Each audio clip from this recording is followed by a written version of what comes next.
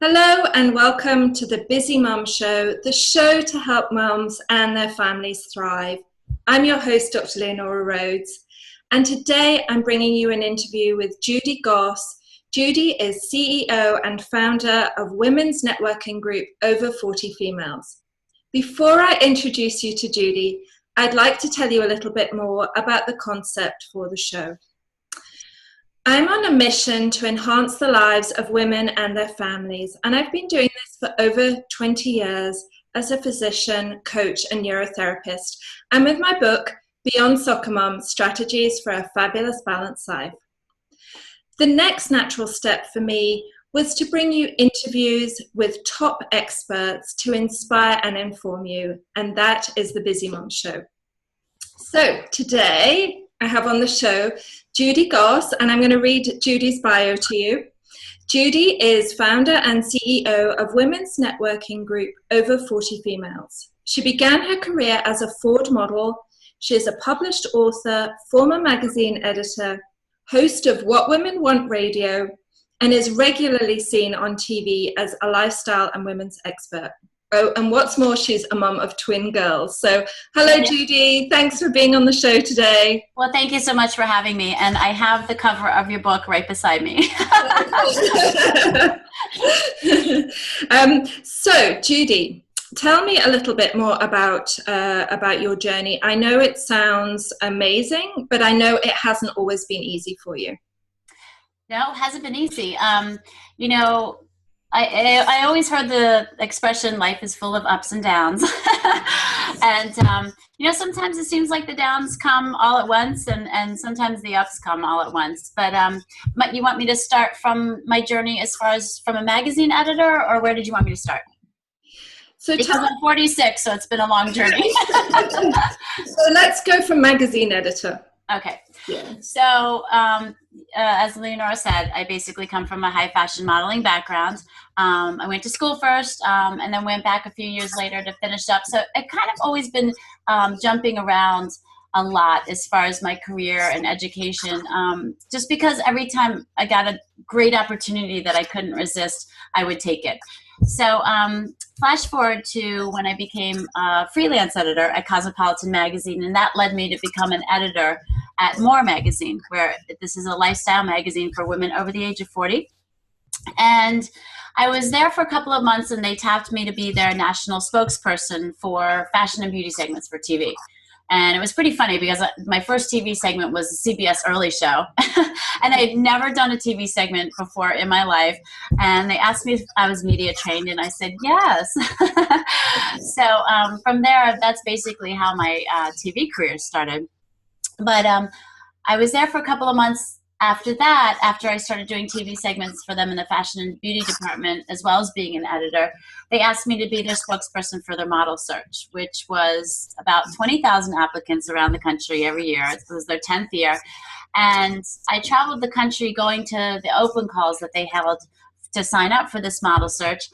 And I remember one open call, there were 350 women waiting there, just waiting to sign up for this model search, which wasn't just about faces, it was about women's stories. And this is really where Over 40 Females, the company that I own now and run, was born.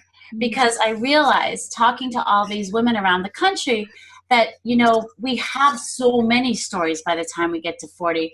And our demographic is really so underserved, and the women are really feeling invisible.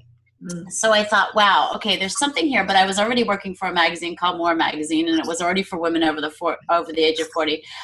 So I didn't know exactly what I was going to do with it yet, but the passion was there, and the women, I could tell, really needed a place to be heard. So almost 2 years later, the recession hit and I got laid off.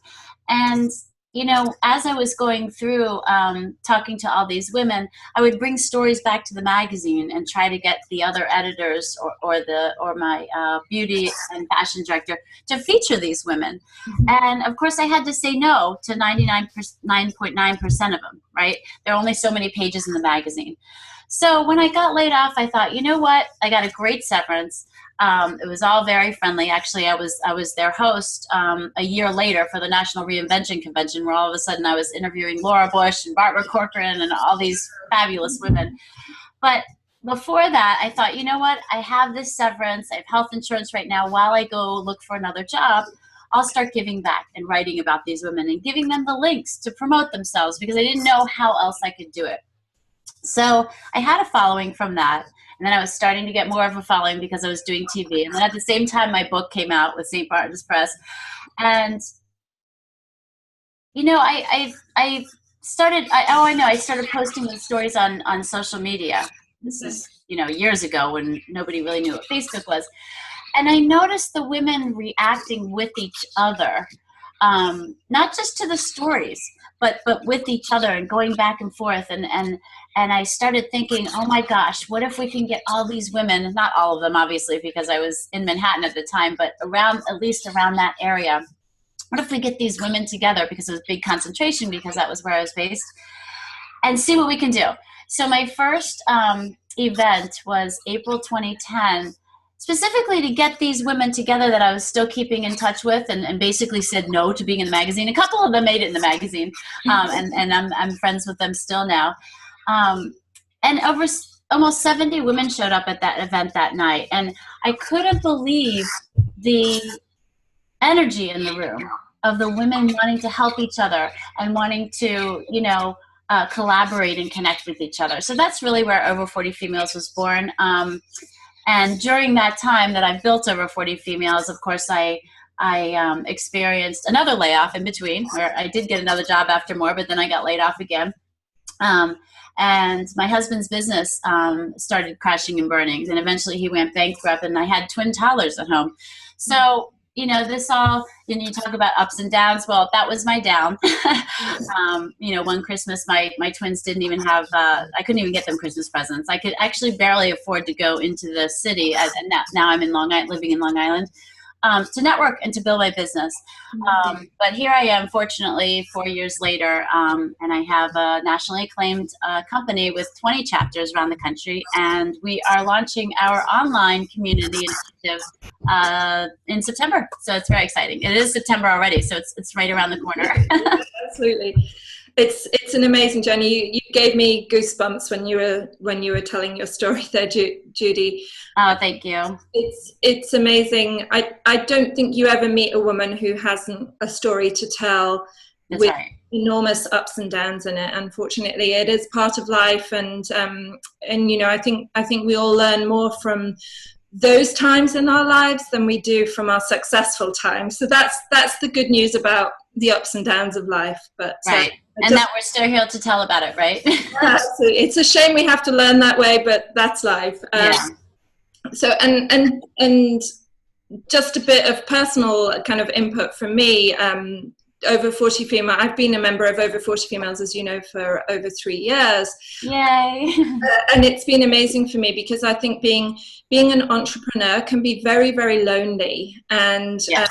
You know, it's great to go out and meet other women. And not all of the women are entrepreneurs. Some are transitioning, or just wondering what to do, or just want to have a night out and go out with some like-minded women. And Over 40 Females really helped me through a tough time when I wasn't able to work due to my immigration status. And it was a really tough time for me. I felt so disempowered and lost. And going to the meetings really kind of kept me going and kept me inspired and on the right track. So, oh, that's so wonderful to hear. You know what? And there's so many more others of you. And our online initiative is that we're trying to bring that feeling of, you know, there is someone out there to support you, and the inspiration that you get from the events, and of course the resources that we provide. So I'm really trying to bring that whole excitement and support, really an entire community of Imagine women just like us. So that's what we're doing September 16th. Yeah, that's fabulous. I'm so excited to see how that develops. Thank you. Judy, you seem like one of those women who has more hours in the day than most of us. Tell me, how do you balance raising twins, running a home, and growing a global business? Well, it does sound like a lot. You forgot the radio show hosting. Yeah. Well, you know what? I've always been the kind of person who puts things into categories.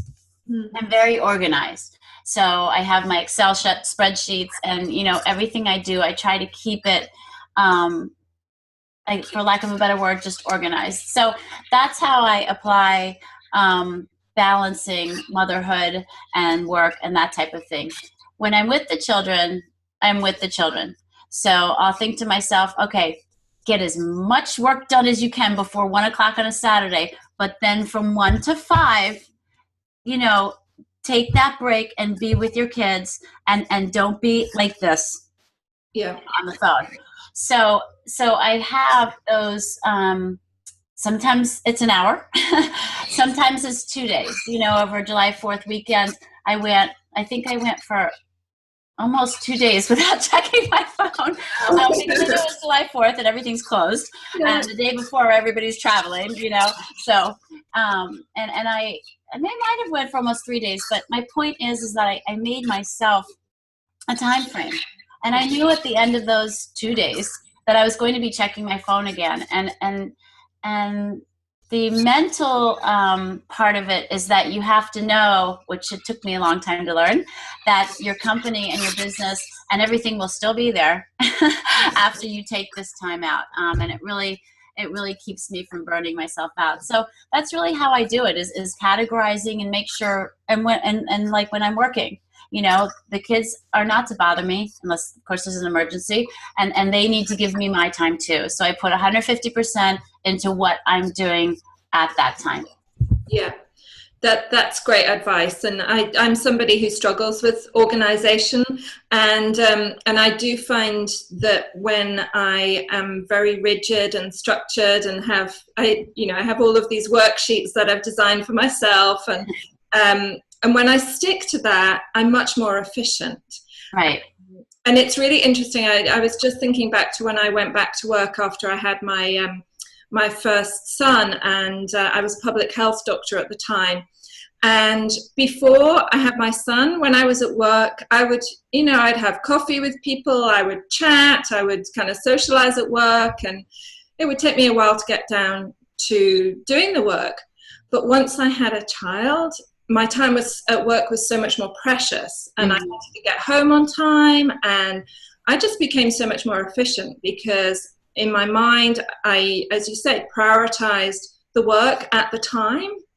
And unfortunately, I became a bit antisocial with my work colleagues, and just it's very important. So no, I mean, I went through periods too of too much work, and all that too. And honestly, right now with the launch of this whole online community and our new website, I am working a little bit too much.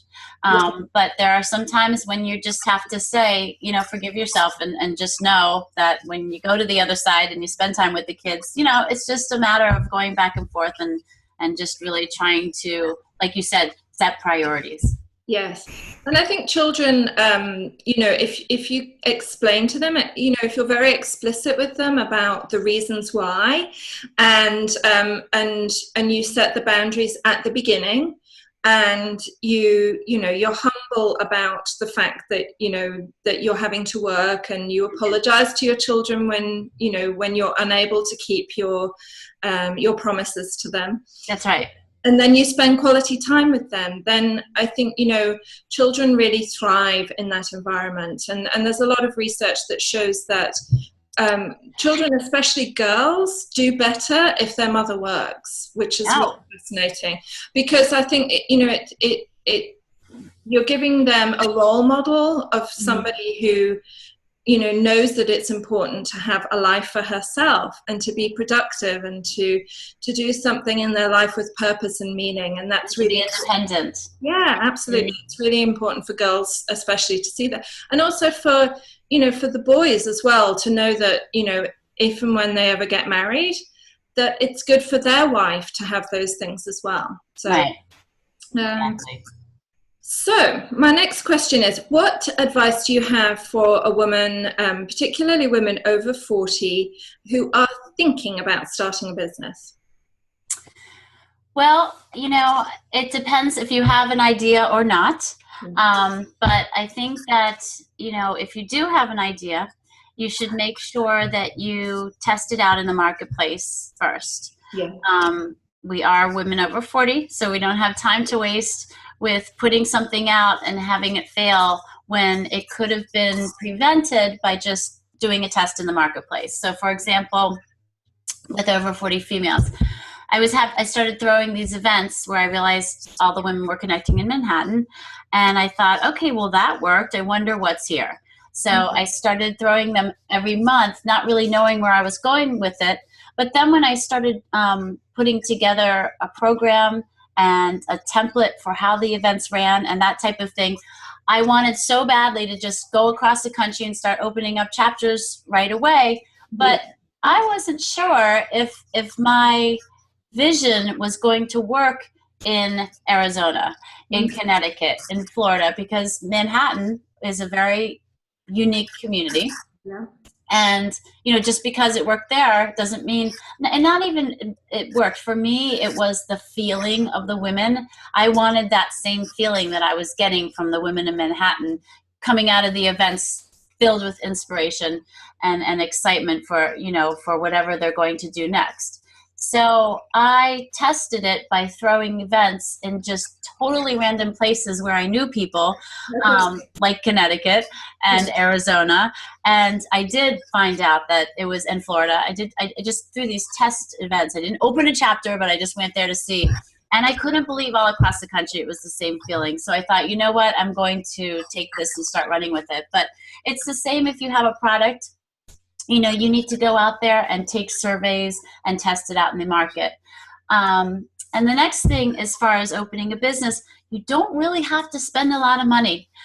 You can find services, so many free services, first of all, on the web, from emailing services to even not building a website isn't free, but buying a domain is $10. And then I built my first 3 websites by myself. I taught myself how to do it. And the hosting, I think, was, $15 a month or something like that.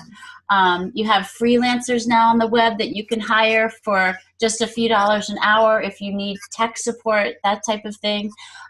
So there's just so many resources out there. Oh, even filing I filed my own trademark. I was told you're not to file your own trademark without a lawyer. Well, guess what? You can file a trademark without a lawyer. There are some very nice lawyers that will contact you after you file the trademark online. And about 6 months later, when they say, okay, now you need to do this, and you completely don't understand what it is. But down at the bottom of the document, there's a lawyer's name and number, and mine was in Colorado. And I'll never forget my first company, Judy Goss, Inc. I called her up, and she just walked me right through everything I didn't understand, and there was no need for that. So that's another just little tip in there. It takes some time and patience, but it's not. You can figure it out. Believe me. Yeah. And then the other thing is just about what we were just talking about, Leonora, was really the prioritizing and categorizing the things in your life along the way as you're building your company. You need to have time for family. You need to have time for yourself, especially, which we as women never give ourselves. Yeah. And you need to have time for your work also. So it's all about prioritizing. Absolutely. That's fabulous advice. Thank you so much. Oh, you're welcome.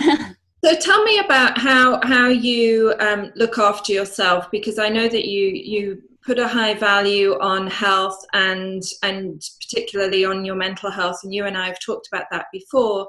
Tell me why that's so important to you and how you manage it on a daily basis. Well, sometimes I don't, but that, again, you have to forgive yourself for those times. I've always been an active person as far as working out and wanting to get out and do things outdoors, especially in the warm weather. So it's easy in the summer, but I think at this age, well, I know at this age, we have to keep moving.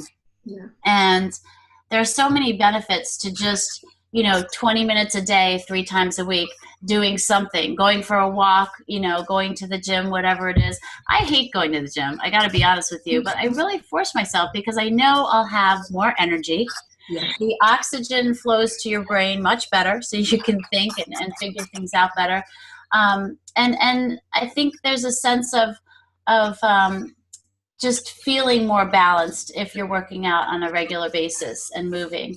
And as far as the mental, Leonora, you have some amazing meditations that you make for people, personalized meditations, which are phenomenal. I love them. And so, I think meditating is terrific. It really changed my life, meditating. It really gave me a center and a sense of balance that I never would have felt mentally if I didn't have that. And getting started meditating is not easy. Yeah. It's not easy thinking about it, but it's easy actually when you first start doing it. So that's my advice.